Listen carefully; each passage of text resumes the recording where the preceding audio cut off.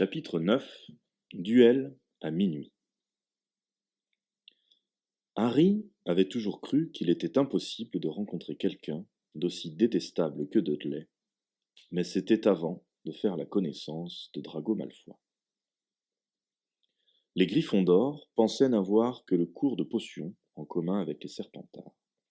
Hélas, une note au tableau d'affichage les informa que les cours de vol sur balai seraient également communs entre les deux maisons. On ne pouvait pas rêver mieux, marmonna Harry. Je n'attendais que ça, me ridiculiser devant Malfoy en essayant de manier un manche à balai. Les leçons de vol étaient celles qu'il attendait avec le plus d'impatience. Qui te dit que tu vas te ridiculiser répondit Ron. Je sais que Malfoy se vante toujours d'être un grand joueur de Quidditch, mais ça ne coûte rien de le dire. Il faudra voir sur le terrain. Il est vrai que Malfoy parlait beaucoup de balais volants. Il racontait sans cesse des histoires dont il était le héros, et qui se terminaient invariablement par une poursuite haletante, à l'issue de laquelle il échappait de justesse à un hélicoptère piloté par des moldus. Il n'était d'ailleurs pas le seul à se vanter. À l'en croire, Seamus Finnegan avait également passé le plus clair de son enfance à faire des acrobaties aériennes en pleine campagne. Même Ron racontait à qui voulait l'entendre qu'il avait failli entrer en collision avec un deltaplane alors qu'il pilotait le vieux balai de Charlie. Neville, en revanche, n'était jamais monté sur un balai. Sa grand-mère s'y était toujours opposée. Quant à Hermione, elle redoutait autant que Neville la première leçon de vol, car c'était quelque chose qu'on ne pouvait pas apprendre par cœur dans un livre. Et pourtant, elle avait essayé. Le premier cours de ballet volant devait avoir lieu le jeudi. Ce matin-là, au petit déjeuner, un hibou apporta à Neville un paquet que lui envoya sa grand-mère. Il l'ouvrit fébrilement et montra à tout le monde une boule de verre de la taille d'une grosse bille qui semblait remplie de fumée. « C'est un rappel-tout, expliqua-t-il. Ça sert à se souvenir de ce qu'on a oublié de faire. Ma grand-mère me l'a envoyé parce qu'elle trouve que je suis étourdi. Regardez, il suffit de la tenir dans sa main, comme ça, et si on a oublié quelque chose, elle devient rouge. » Neville fronça les sourcils. Dans sa main, la boule était devenue écarlate. Pendant qu'il essayait de se rappeler ce qu'il avait oublié, Drago Malfoy passa près de la table des Gryffondors et prit le rappel-tout des mains de Neville. Harry et Ron se levèrent d'un bond. Ils n'auraient pas été mécontents d'avoir un prétexte pour se battre avec Malfoy, mais le professeur McGonagall accourut aussitôt. « Que se passe-t-il » demanda-t-elle. « C'est Malfoy qui m'a pris mon rappel-tout, » gémit Neville. Malfoy fit une grimace et laissa retomber la boule de verre sur la table. « C'était simplement pour jeter un coup d'œil, » dit-il, avant de s'éloigner en compagnie de Crabbe et de Goyle.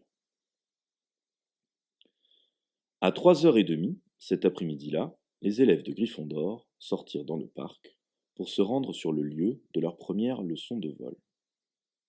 Le ciel était clair, et les vastes pelouses ondulaient sous une faible brise.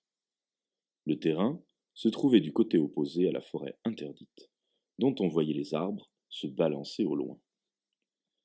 Les Serpentards étaient déjà là, ainsi qu'une vingtaine de balais soigneusement alignés sur le sol. Madame Bibine, le professeur de vol, arriva bientôt. Elle avait des cheveux courts et gris et des yeux jaunes comme ceux d'un faucon.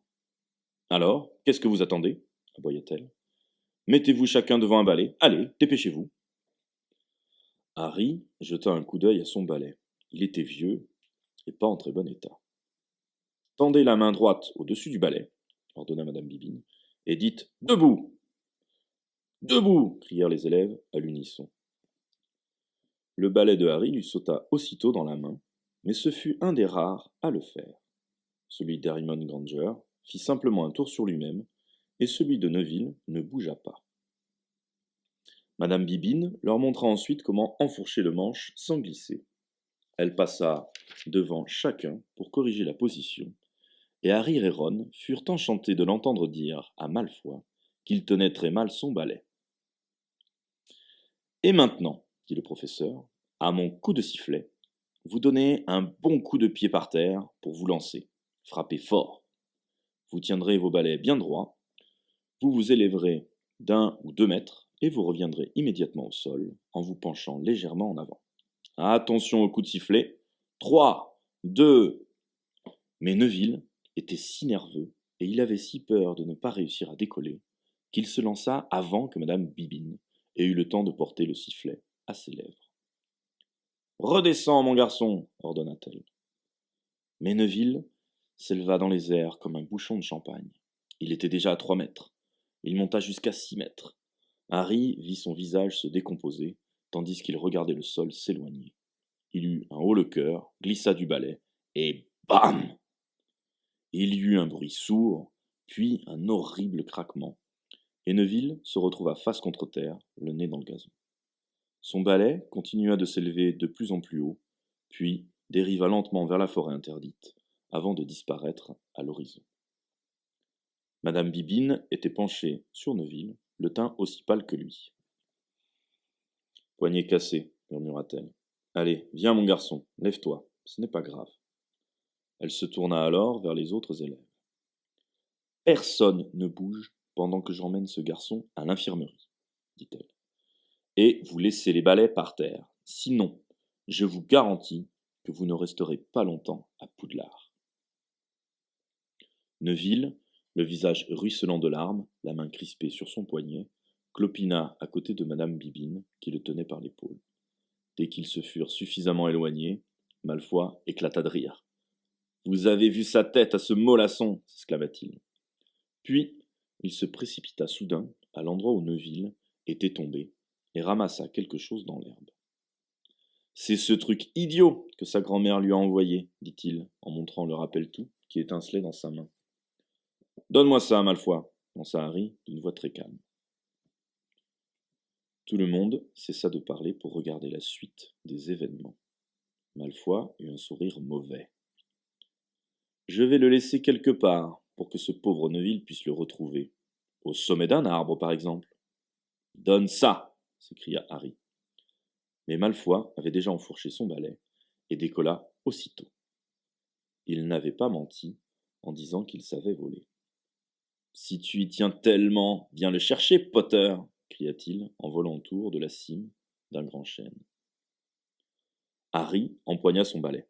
« Non !» cria Hermione Granger. « Madame Bibine nous a dit de ne pas bouger. Tu vas t'attirer des ennuis. » Mais Harry ne fit pas attention à elle.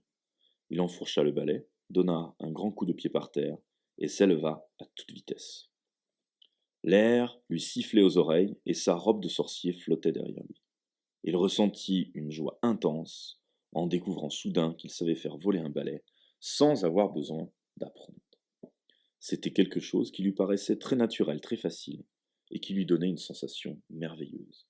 Lorsqu'il tira sur le manche pour monter encore un peu plus haut, il entendit s'élever de la pelouse les hurlements des filles qui le suivaient des yeux et une exclamation admirative de Ron. Harry prit alors un virage serré pour faire face à Malfoy qui paraissait stupéfait. « Donne-moi ça !» s'écria Harry, « ou je te fais tomber de ton balai !»« Vraiment ?» répliqua Malfoy, qui essayait d'avoir l'air méprisant, mais semblait plutôt inquiet. D'instinct, Harry savait parfaitement ce qu'il fallait faire. Il se pencha en avant, serra les mains sur le manche et son balai fonça sur Malfoy comme un javelot. Malfoy parvint de justesse à éviter Harry qui prit un virage en épingle à cheveux et fondit à nouveau sur son adversaire.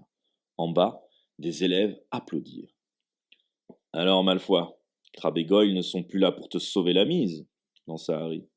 Il sembla que Malfoy avait eu la même pensée. « Attrape, si tu en es capable !» cria-t-il. Et il lança la boule de verre le plus haut possible. Comme dans un film au ralenti, Harry vit la boule s'élever dans les airs, puis amorcer sa chute. Il se pencha aussitôt en avant, abaissa le manche à balai et poursuivit la boule en fonçant vers le sol. Des cris se mêlaient au sifflement du vent dans ses oreilles, tandis qu'il fendait l'air à une vitesse vertigineuse. Soudain, il tendit la main et réussit à attraper la boule à une 50aine de centimètres du sol, juste à temps pour pouvoir redresser le manche de son balai et atterrit en douceur sur la pelouse, en tenant le rappel-tout au creux de son poing. Harry Potter! Cette fois, ce fut son cœur qui sembla plonger dans sa poitrine à la même vitesse que le balai. Le professeur McGonagall courait vers lui. Harry se releva, les jambes tremblantes. Jamais, depuis que je suis à Poudlard! Elle était dans un tel état de choc qu'elle n'arrivait presque plus à parler, et ses lunettes lançaient des éclairs furieux. Comment avez-vous pu oser? Vous auriez pu vous rompre le cou. Ce n'est pas sa faute, professeur, intervint Ron. C'est Malfoy qui. Taisez-vous, Weasley. Venez avec moi, Potter. Harry aperçut Malfoy, Crabbe et Goyle, qui arboraient un air triomphant, en le regardant partir sur les talons du professeur McGonagall. Harry savait qu'il allait être renvoyé. Il aurait voulu dire quelque chose pour se défendre, mais il avait l'impression que sa voix refusait de lui obéir. Le professeur McGonagall avançait à grands pas, sans même le regarder, et il lui fallait courir pour la suivre. Il n'avait pas tenu 2 semaines. Dans 10 minutes, il devrait faire sa valise. Qu'allait-il devenir? Il pensa à Hagrid, qui, lui aussi, avait été renvoyé du collège, mais que Dumbledore avait conservé auprès de lui comme garde-chasse. Peut-être deviendrait-il l'assistant de Hagrid.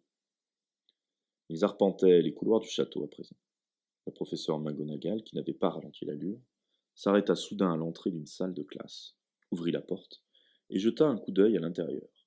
« Excusez-moi, » dit le professeur qui donnait son cours dans la salle de classe. C'était Flitwick, le professeur d'enchantement. « Puis-je vous emprunter du bois quelques instants ?» Du bois? Avait-elle l'intention de lui donner des coups de bâton? Se demanda Harry déconcerté.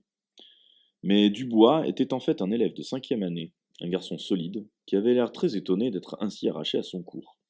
« Venez avec moi tous les deux, » dit le professeur McGonagall. Ils la suivirent le long du couloir. Dubois lançait à Harry des regards surpris. « Entrez là, » ordonna le professeur. Elle l'y fit entrer dans une classe vide, claqua la porte derrière elle, et se planta devant les 2 garçons. « Potter, je vous présente Olivier Dubois. Dubois, je vous ai trouvé un attrapeur. » L'expression de Dubois passa de la surprise au ravissement. « Vous parlez sérieusement, professeur ?» « Très sérieusement, » répliqua sèchement le professeur McGonagall. « Ce garçon a un don. Je n'ai jamais rien vu de semblable. C'était la première fois que vous montiez sur un balai, Potter. » Harry approuva d'un signe de tête. Il n'avait pas la moindre idée de ce qui se passait, mais apparemment on n'avait pas l'intention de l'exclure. Il a attrapé cette boule de verre après une descente en piqué de 15 mètres, dit le professeur McGonagall, et il s'en est tiré sans la moindre égratignure. Même Charlie Weasley n'aurait pas été capable d'en faire autant. Dubois avait à présent la tête de quelqu'un dont le rêve le plus cher vient de se réaliser. « Tu as déjà assisté à un match de Quidditch, Potter ?» demanda-t-il d'une voix enthousiaste. « Dubois est le capitaine de l'équipe de Gryffondor, » précisa le professeur McGonagall.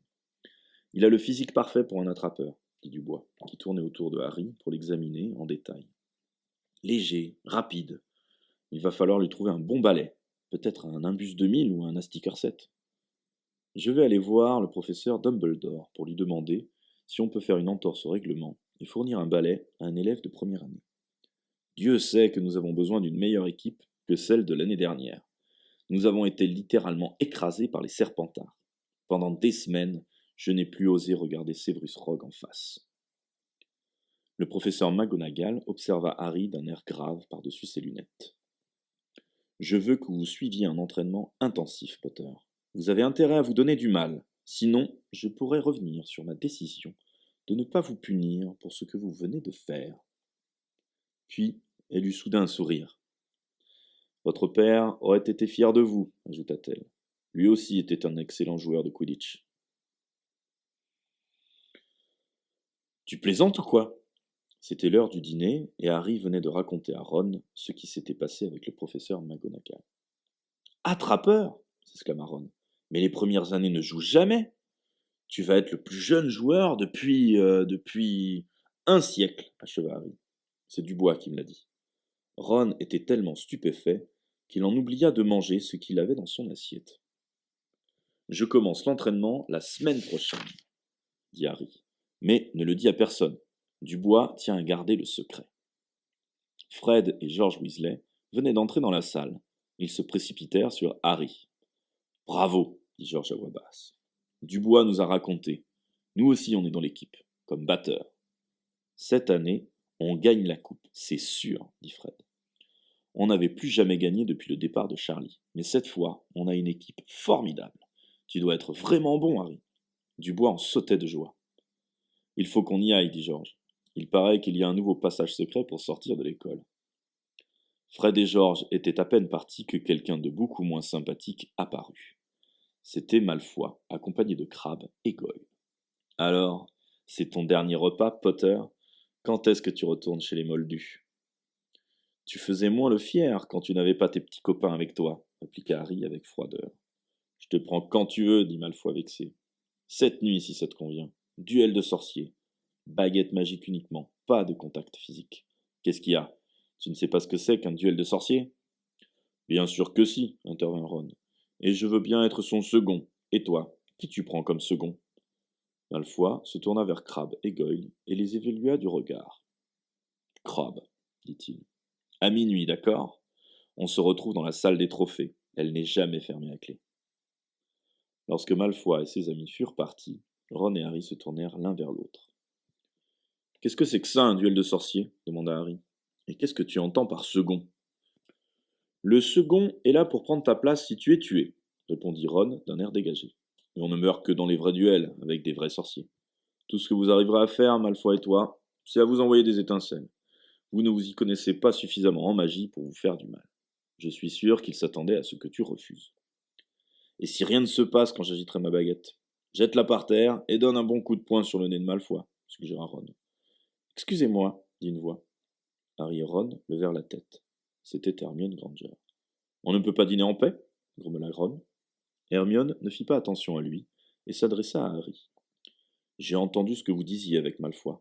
Il n'est pas question que vous vous promeniez la nuit dans le château. Vous avez pensé au point que vous ferez perdre Gryffondor si jamais vous êtes pris. Et vous serez forcément pris. C'est vraiment très égoïste de votre part. Et ça ne te regarde vraiment pas, ajouta Harry. Au revoir et bonne soirée, dit Ron. La nuit promettait de ne pas être de tout repos, pensa Harry, tandis qu'il attendait, allongé sur son lit, l'heure d'aller au rendez-vous. Ron avait passé la soirée à lui donner des conseils. S'il essaye de te jeter un sort, arrange-toi pour esquiver. Je ne me souviens plus ce qu'il faut faire pour les neutraliser. Il y avait de grands risques qu'il se fasse prendre par Rusard ou Mystaigne, et Harry pensa qu'il tentait un peu trop la chance. Mais il avait enfin l'occasion de battre Malfoy une bonne fois pour toutes, et il ne fallait pas la laisser échapper. 11h30, murmura Ron. Il est temps d'y aller. Ils enfilèrent leur robe de chambre, prirent leur baguette magique et descendirent l'escalier en colimaçon qui menait à la salle commune. Quelques braises rougeoyaient encore dans l'âtre, et les fauteuils avaient l'air de créatures informes, tapis dans la pénombre. Ils avaient presque atteint le trou qui permettait de sortir de la pièce, lorsqu'une voix s'éleva derrière eux. « Je n'arrive pas à croire que tu puisses faire une chose pareille, Harry. » La lueur d'une lampe tremblota dans l'obscurité, et Hermione Granger apparut, vêtue d'une robe de chambre rose, les sourcils froncés. « Retourne te coucher, toi, lança Ron avec fureur. « J'ai failli tout raconter à ton frère, répliqua Hermione. Percy est préfet, il pourrait empêcher ça. » Harry n'avait jamais vu quelqu'un montrer une telle obstination à se mêler des affaires d'autrui. « Viens, dit-il à Ron. » Il fit pivoter le portrait de la grosse dame et passa par le trou. Mais Hermione n'était pas décidée à abandonner la partie aussi facilement, et elle franchit le trou à la suite de Ron, en émettant des sifflements d'oie furieuse. « Vous vous en fichez de Gryffondor, vous ne pensez qu'à vous-même. Je ne veux pas que ce soit Serpentard qui gagne la coupe, et que vous nous fassiez perdre tous les points que j'ai gagnés avec McGonagall. Va-t'en !» « Très bien, mais je vous aurai prévenu. Demain, quand vous serez dans le train, parce qu'on vous aura renvoyé, vous vous souviendrez de ce que je vous ai dit. Vous êtes vraiment des... » Mais ils ne surent pas ce qu'ils étaient, car en voulant faire à nouveau pivoter le portrait de la grosse dame pour retourner dans son dortoir, Hermione s'aperçut que la toile était vide. La grosse dame était allée se promener, laissant Hermione à la porte. « Qu'est-ce que je vais faire maintenant ?» dit-elle d'une petite voix aiguë. « Ça te regarde, » répondit Ron. « Nous, il faut qu'on y aille, sinon on va être en retard. » Mais avant qu'ils aient atteint le bout du couloir, Hermione les avait rattrapés. Je viens avec vous, dit-elle. Certainement pas. Vous ne croyez pas que je vais attendre là que Rusard vienne me chercher? S'il nous trouve tous les trois, je lui dirai la vérité, que j'ai essayé de vous faire revenir, mais que je n'ai pas pu. Vous pourrez témoigner en ma faveur. Tu ne manques pas de culot, répliqua Ron à voix haute. Taisez-vous tous les deux, dit sèchement Harry. J'ai entendu quelque chose. On aurait dit quelqu'un qui reniflait. Mystaigne, chuchota Ron en scrutant l'obscurité. Mais ce n'était pas elle. C'était Neville Londubat. Il était couché sur le sol, en chien de fusil, et dormait profondément. Lorsque les trois autres s'approchèrent, il se réveilla en sursaut. Ah, vous m'avez enfin trouvé, dit-il. Ça fait des heures que je suis là. Je n'arrivais pas à me souvenir du mot de passe pour retourner au dortoir. Ne parle pas trop fort, dit Ron. Le mot de passe, c'est groin de porc. Mais ça ne te servira à rien. La grosse dame est allée se promener. Comment va ton poignet demanda Harry. Très bien, dit Neville. Madame Pomme-Fraîche m'a arrangé ça en 2 minutes. Parfait. À plus tard, Neville. On a quelque chose à faire. Ne me laissez pas tout seul, dit Neville en se relevant. Le baron sanglant est déjà passé 2 fois. Ron regarda sa montre et jeta un coup d'œil furieux à Hermione et Neville. Si on se fait attraper à cause de vous, dit-il, je vous jure que j'apprendrai à vous jeter un sort dont vous ne vous remettrez pas. Hermione s'apprêtait à répondre, mais Harry lui fit signe de se taire et se remit en chemin. Ils parcoururent des couloirs zébrés de rayons de lune qui projetaient l'ombre des croisées sur le sol. À chaque tournant, Harry s'attendait à se trouver nez à nez avec Rusard ou Mystaigne, mais ils eurent de la chance et parvinrent à monter sans encombre au 2e étage, où se trouvait la salle des trophées. Malfoy et Crabbe n'étaient pas encore arrivés. Derrière les vitrines de cristal, des coupes, des écus, des plateaux, des statuettes d'or et d'argent étincelaient dans la pénombre, à la lueur du clair de lune. Harry sortit sa baguette magique, au cas où Malfoy se serait caché quelque part pour l'attaquer par surprise. Ils attendirent quelques minutes, mais rien ne se produisit. Il est en retard. Peut-être qu'il s'est dégonflé, murmura Ron. Au même instant, un bruit dans la pièce voisine les fit sursauter. Harry brandit sa baguette, et ils entendirent une voix, mais ce n'était pas celle de Malfoy. Cherche, ma belle, cherche bien, ils doivent se cacher dans un coin. C'était Rusard qui parlait à Mystaigne. Frappé d'horreur, Harry fit des signes désespérés aux 3 autres pour qu'ils s'enfuient le plus vite possible. Ils filèrent en silence jusqu'à la porte opposée et parvinrent tout juste à la franchir avant que Rusard entre dans la salle des trophées. Il y a quelqu'un qui doit se cacher quelque part, marmonna-t-il derrière eux. Suivi des 3 autres, Harry s'engagea dans une longue galerie où s'alignaient des armures. Ils entendaient Rusard qui se rapprochait, et Neville poussa brusquement un cri apeuré. Il se mit à courir, trébucha, essaya de se rattraper en saisissant Ron par la taille, et tous deux tombèrent en renversant une armure. Le vacarme qui s'ensuivit aurait suffi à réveiller tout le château. « On file !» cria Harry, et ils se mirent à courir sans se donner le temps de se retourner. Parvenus à l'extrémité de la galerie aux armures, ils prirent un virage serré et foncèrent à toutes jambes à travers un dédale de couloirs. Harry avait pris la tête du groupe sans avoir la moindre idée de l'endroit où il se trouvait, ni de la direction qu'il suivait. Ils passèrent derrière une tapisserie et s'engouffrèrent dans un passage secret qu'ils parcoururent sans ralentir l'allure. Ils se retrouvèrent alors près de la salle où avaient lieu les cours d'enchantement et qui était située à des kilomètres de la salle des trophées. « Je crois bien qu'on l'a semé, » dit Harry, hors d'haleine. Neville, plié en deux par un point de côté, essayait de retrouver sa respiration en émettant toutes sortes de bruits bizarres. « Je vous avais prévenu, » dit Hermione, le souffle court. « Il faut retourner à la tour de Gryffondor, » dit Ron, « et on a intérêt de se dépêcher. »« Malfoy t'a tendu un piège, » dit Hermione à Harry. « J'espère que tu t'en rends compte. Il n'avait pas la moindre intention d'aller au rendez-vous. Mais il a dû dire à Rusard que quelqu'un s'apprêtait à entrer dans la salle des trophées. » Harry pensa qu'elle avait sans doute raison, mais il n'allait certainement pas le reconnaître. « Allons-y, dit-il. Ce n'était pas si simple, cependant.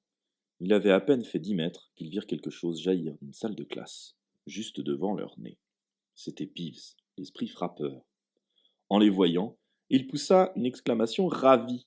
« Alors, les petits nouveaux, on se promène dans les couloirs à minuit ?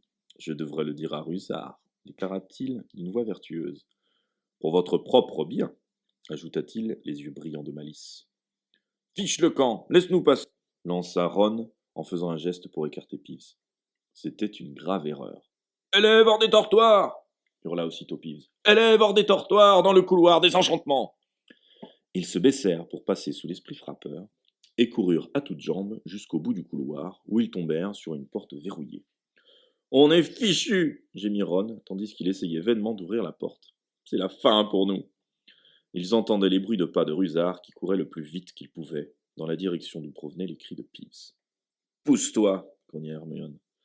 Elle prit la baguette magique de Harry, tapota la serrure et murmura « Allô, Mora !» Il y eut alors un déclic et la porte pivota sur ses gonds.